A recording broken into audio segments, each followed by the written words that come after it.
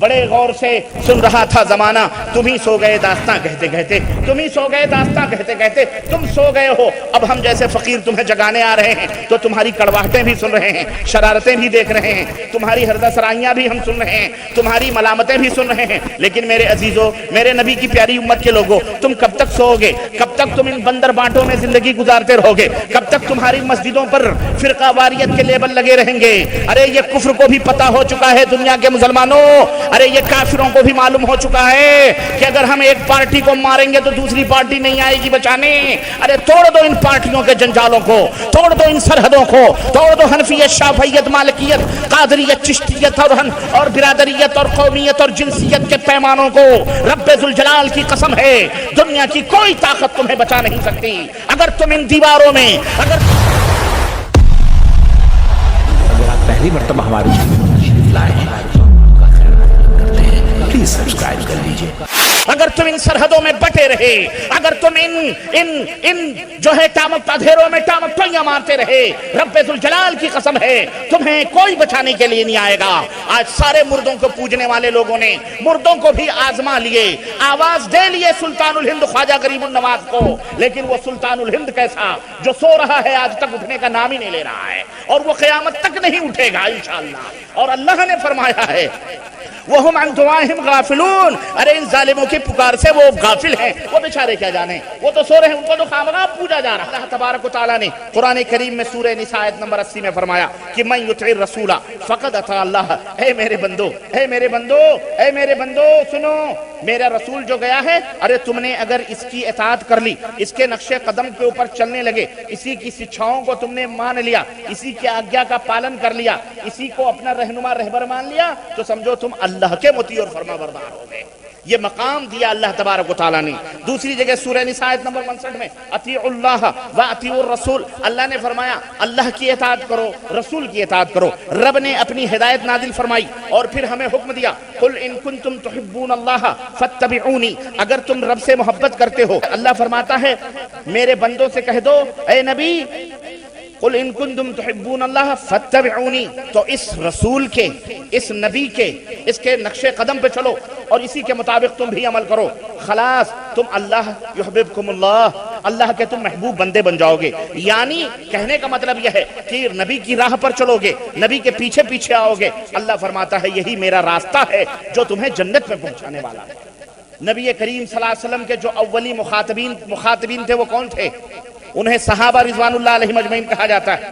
وہ نبی کی راہ پر چلے، نبی انہیں بتلاتے تھے ایسا کرو، وہ کرتے رہے نا، چلتے رہے۔ کوئی تیسرا خلل اندازی کر رہا تھا اس میں، اللہ کا حکم نبی پہ آتا، نبی اپنے صحابہ کو تعلیم دیتے رہے اور وہ چلتے رہے، اللہ بلندیاں دنیا میں دیتا رہا، ملکوں پہ ملک فتح کرتے رہے اور آخرت میں بھی اللہ کے ہاں سرفراز ہوتے رہے۔ اور نمونے کے طور پر کالا کلوٹا حبشی غلام حضرت بلال حبشی رضی اللہ تعالیٰ عنہ، جو ذات کے جو غلام تھے، اللہ نے اتنا مقام دیا اسی نبی کی پیچھے پیچھے چلنے کی وجہ سے، اس نبی کے پیچھے پیچھے دنیا میں چل رہے تھے، نبی کے پیچھے پیچھے دنیا میں چل رہے تھے، رب نے اتنا عظیم مقام دیا، اتنا عظیم مقام دیا کہ معراج کی وہ رات یاد کرو کہ جب نبی کریم صلی اللہ علیہ وسلم معراج کر کے واپس آتے ہیں، بلال حبشی ملتے ہیں، کہتے ہیں بلال جب میں جنت کی سیر کر رہا تھا تمہارے پیروں کی آہٹ اپنے آگے آگے محسوس،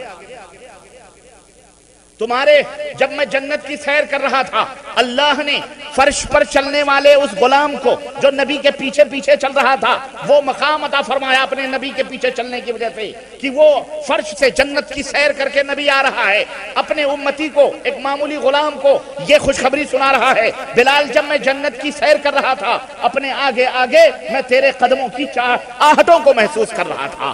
وہی نبی حضرت عمر فاروق اعظم سے ملتا ہے، عمر اللہ اکبر، میں نے دیکھا بڑا ہی حسین و خوبصورت ایک محل جنت کے اندر، میں نے سوچا یہ میرا گھر ہو سکتا ہے، یہ میرا محل ہو سکتا ہے۔ میں نے جبریل سے پوچھا کہ جبریل یہ کس کا گھر ہے، یہ کس کا محل ہے، یہ کس کی عمارت ہے جو اس طرح دلوں کو کھینچ رہی ہے اپنی طرف اور اس قدر خوبصورت ہے؟ اللہ اکبر، جبریل نے کہا کہ اے یا رسول اللہ یہ آپ کے غلام عمر فاروق اعظم کا محل ہے جو اللہ نے جنت میں تعمیر کیا ہوا ہے۔ اللہ اکبر. نبی فرماتے ہیں میرے دل نے چاہا کہ میں تمہاری اس محل میں داخل ہوں، لیکن عمر تیری غیرت نے مجھے داخل ہونے سے منع کر دیا. اللہ اکبر. عمر رونے لگے، اور رونے کی بات ہی تھی. یہ خوشخبریاں وہ زمین پر نبی کے پیچھے چلتے تھے، عرش والا انہیں جنت کی خوشخبریاں، وہ راستے تھے جنت کے، وہ راہی تھے جنت کے، وہ ہم سفر مسافر تھے جنت کے. وہ دنیا میں اجنبی بن کے آئے تھے، وہ دنیا میں رہنے کے لیے نہیں آئے تھے، وہ دنیا میں جینے اس طرح ہم لوگوں کی طرح سب کچھ کرنے نہیں آئے تھے، بلکہ وہ دنیا میں اللہ کی دعوت کو عام کرنے کے لیے، اللہ کے نبی کی اتباع کرنے کے لیے پیدا کیے گئے تھے. اور یہی جعفر ابن ابی طالب ہیں، یہی جعفر ابن ابی طالب ہیں. غزوہ جنگ موتا کے موقع پر نبی کریم صلی اللہ علیہ وسلم مسجد نبوی کے اندر منبر پر بیٹھ کر حالات جنگ بیان فرما رہے ہیں. اللہ نے پورا نقشہ جنگ کا سامنے کیا ہوا ہے، یہ بھی نبی کا معجزہ ہے، نبی کا معجزہ ہے. فرما رہے ہیں اب جھنڈا ابو طالب جعفر ابن ابو طالب نے لیا ہے. جعفر ابن ابو طالب لڑ رہے ہیں. دیکھو ان کا ایک بازو دشمن نے کاٹ دیا ہے. جھنڈا ابو طالب جعفر نے دوسرے ہاتھوں سے سنبھالا ہوا ہے.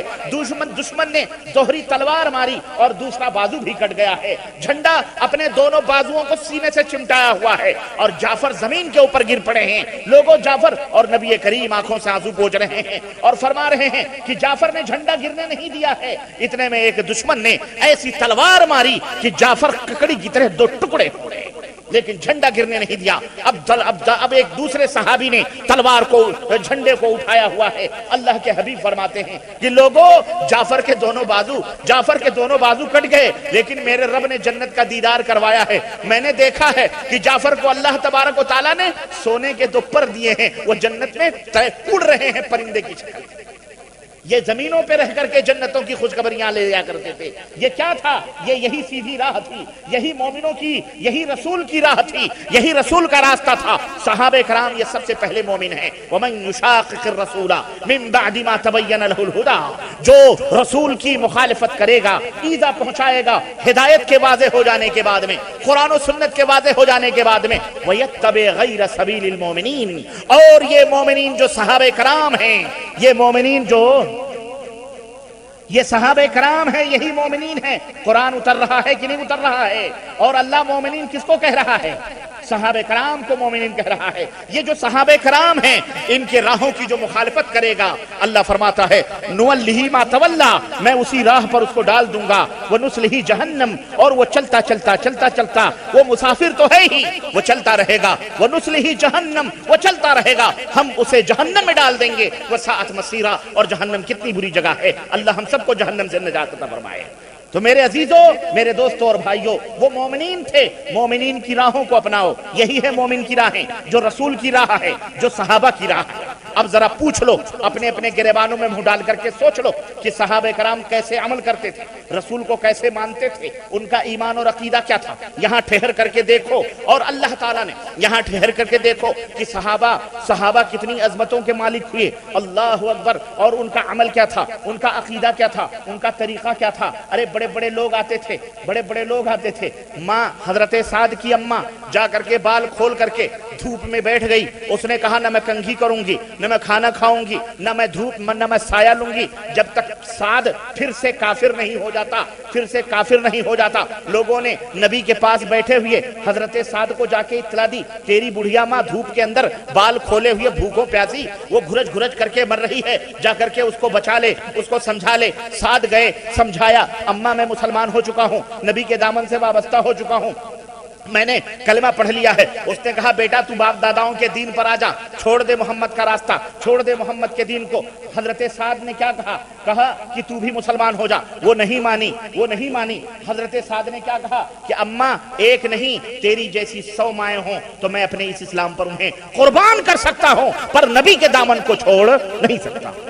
یہ وہ صحابہ تھے جنہوں نے اپنے سب کچھ قربان کر دیا. اللہ اکبر. سب کچھ قربان کر دیا. خدیجۃ الکبریٰ مکے کی سب سے بڑی مالدار، سب سے بڑی ٹاٹا برلا اس زمانے کی سب سے بڑی خاتون، جن کے لیے پیغام نکاح کے لیے روسائے مکہ تڑپتے تھے، جن کے کپڑوں اور جن کے مال تجارت مجھے بھیجا ہے. اللہ نے مجھے بھیجا ہے کہ میں آپ کی خدمت میں حاضر ہوں اور آپ کو خوشخبری سناؤں کہ ابھی جو خدیجہ آ رہی ہیں راستے میں ہیں، ابھی آپ تک نہیں پہنچی ہیں. جب وہ آ جائیں گی تو ان سے کہنا کہ عرش والے نے ان کو تیرا سلام پہنچایا. اللہ اکبر. عرش والے نے تجھے سلام کیا ہے، سلام. وہ زمین پہ چلتے تھے، عرش سے اللہ کے سلام ان کے اوپر اترا کرتے.